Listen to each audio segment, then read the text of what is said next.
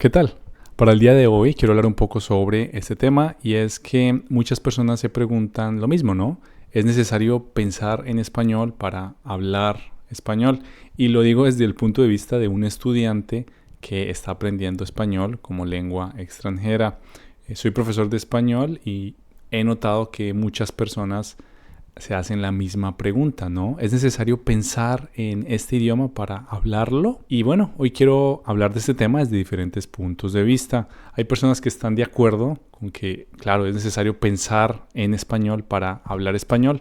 Otras personas piensan que quizás esto de pensar en español es un mito. Pero, ¿qué significa realmente pensar en español, no? Pensar en español es cuando tenemos esa capacidad de comunicarnos en un idioma sin necesidad de traducir en la cabeza, ¿no?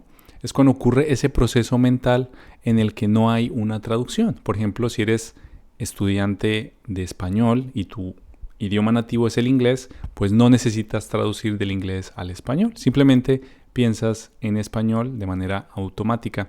Y claro, yo soy nativo del idioma español, entonces cuando somos nativos de un idioma, es más difícil observar esto, ¿no? Es más difícil porque naturalmente esto ocurre de una manera muy automática. Quizás cuando reflexionamos, ¿no? Cuando estamos pensando mucho, podemos escuchar como esa voz, podemos escuchar como un locutor de radio que nos está hablando en la cabeza. ¿Cómo pensar en español si eres estudiante de español? Bueno, según mis investigaciones, lo mejor que puedes hacer es empezar con acciones pequeñas. Por ejemplo, puedes empezar con palabras. Empieza nombrando las cosas que tienes alrededor de ti. Por ejemplo, mesa, silla, computador. También puedes señalarlas, ¿no? Como en la foto. Sol, aire, mar, etc. Y este es un ejercicio que te ayuda mucho a crear el hábito de pensar en el idioma, ¿no? Puedes empezar con verbos y después con sustantivos. Hay personas que también usan stickers, ¿no? Entonces, ¿qué es un sticker? Es una pegatina de diferentes colores que puedes pegar en diferentes partes de tu casa. Personalmente pienso que esto es un poquito aburrido, un poco como difícil, ¿no? Como laborioso. Entonces, es mucho trabajo, pero si funciona para ti, puedes intentarlo. Otra cosa que puedes hacer es intentar describir las palabras que no conoces. Por ejemplo, si no conoces la palabra sala, puedes intentar describirla. Por ejemplo, allí está el sofá o allí está el sillón. Y ya está. Esa es una forma de practicar el pensamiento en español. Luego de practicar con palabras, puedes hacer algo un poco más difícil. Puedes crear frases pensando en la estructura sujeto, verbo y complemento, ¿no? Entonces, por ejemplo, si estás en un contexto como el de la foto, en el transporte público, puedes describir esta situación mentalmente, como el metro está vacío o el bus está vacío, y piensas en descripciones, ¿no? En frases. Entonces, esta es una buena manera para mantener tu mente en el idioma objetivo, para mantener tu mente en el español. Como historia personal, debo decir que muchas veces me cuesta pensar solamente en inglés cuando estoy hablando en inglés. Y es que son muchas ocasiones en las que yo estoy en una conversación y mi mente cambia al español. Entonces estoy pensando en español, escuchando en inglés y es un proceso muy lento, un proceso más complejo, ¿no? Debo admitir que eso pasa con mucha frecuencia. Pero hago mi mejor esfuerzo para intentar pensar solamente en inglés, para intentar escuchar en inglés y evitar traducir en el momento que me están hablando. Yo intento de todas las maneras no traducir en plena conversación. Me explota la mente cuando escucho políglotas que dicen es posible aprender un idioma pensando en otro, ¿no? Entonces, por ejemplo, hay personas que aprenden, no sé, es un ejemplo, aprenden italiano pensando en portugués, pero su idioma nativo no es el portugués, su idioma nativo es otro. Entonces, eso me explota la mente porque cuando tú los escuchas hablar, cuando escuchas a estos políglotas, son personas muy fluidas, hablan de una manera muy natural. Yo no sé si es un talento quiero pensar que no es un talento, que simplemente es algo de mucha práctica, ¿no? Que lo único que necesitas es practicar mucho.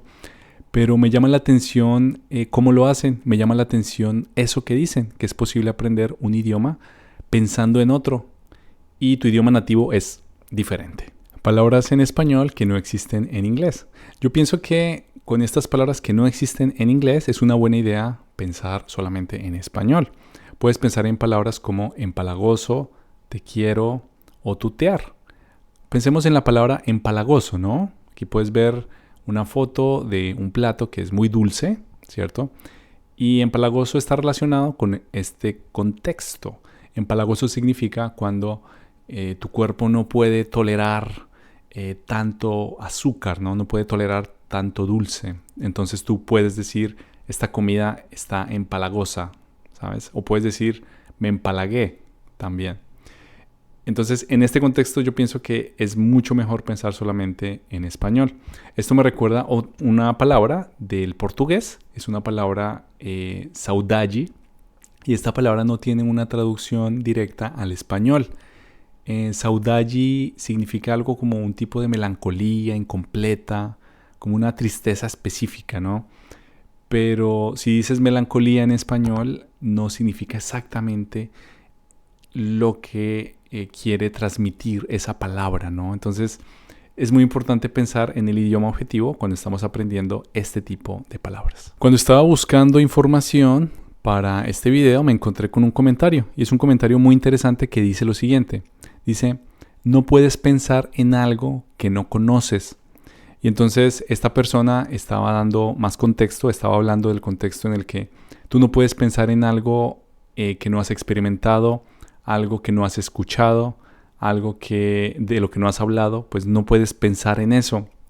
Entonces, para esta persona, ese concepto de pensar en español o de pensar en un idioma X o Y es un mito, es falso. Y creo que este señor tiene un punto muy interesante aquí porque, claro, si pensamos en los niveles iniciales, cuando una persona está aprendiendo el idioma, pues nunca ha escuchado una palabra, nunca ha escuchado el significado de una palabra, entonces no puede pensar en esa palabra, no puede pensar en ese concepto.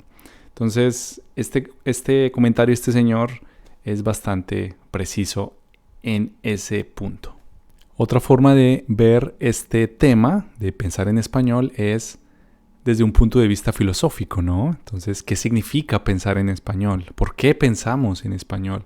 Sin embargo, en este video no voy a hablar de ese tema porque pienso que es un tema muy denso y no me alcanza el tiempo. Entonces, en otro video. Finalmente, quiero hablar del tema, ¿es posible soñar en español?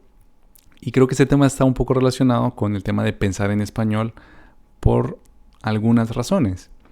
Recuerdo una estudiante que me contó esa historia en la que ella estaba en una tienda y estaba hablando con un cajero, con un dependiente, estaba teniendo una conversación en español y me dijo que la pasó muy bien, que estuvo feliz, que estaba segura. Entonces yo me pregunto si una persona puede soñar en español y claro, es estudiante de español como lengua extranjera, ¿qué significa eso, no? ¿Significa que tiene un español avanzado? ¿Significa que su mente es más hispana? ¿Qué significa, no? Eso me explota la mente. Y quizás soñar en una lengua extranjera es más común de lo que pensamos. En un artículo leí lo siguiente.